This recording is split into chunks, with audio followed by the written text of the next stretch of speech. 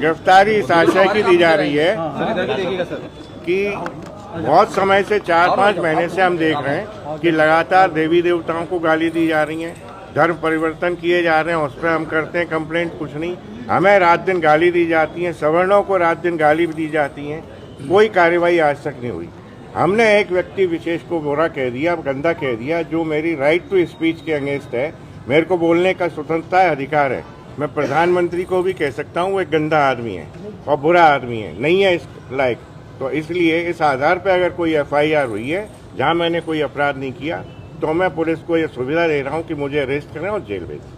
Sir, आप इतिहास कैसे देख रहे हैं? बार इतिहास पढ़ना चाहिए, क्या वास्तविकता है? वास्तविकता इतिहास की यही है कि संविधान का जो निर्माण है वो BN राव साहब ने किया है, ना कि अम्बेडकर जी ने। अम्बेडकर जी तो उस संविधान को जलाना चाहते थे।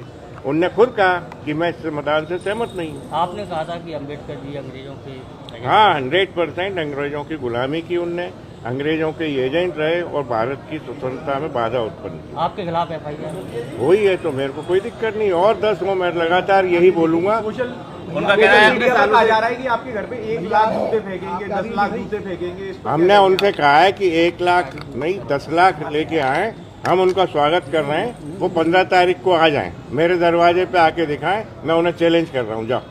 FIR दर्ज हुई है। उन्होंने कहा है कि आपने कहीं ना कहीं माहौल खराब करने का प्रयास किया है। कोई माहौल खराब नहीं किया। जब माहौल खराब नहीं होता, जब इस सवर्ण और भारत के सनातनी देश में भितरवार में धर्मांतरण होते हैं, तब माहौल खराब नहीं होता।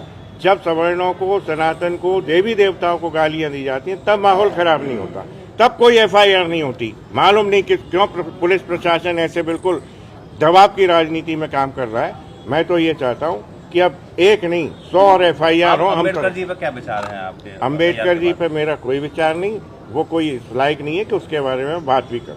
आपको क्या लगता है सर कि पिछले कुछ समय से जैसे अम्बेडकर का नाम लेकर क्या सवर्णों को टारगेट बनाया जा रहा है? 100% अम्बेडकर के कारण ही देश में विभाजन हो रहा है, जात बिरादरियों में आपस में फूट हो रही है, बैर भाव हो रहा है, आपस में लड़ रहे हैं, मर रहे हैं, कट रहे हैं, और क्या हो रहा है?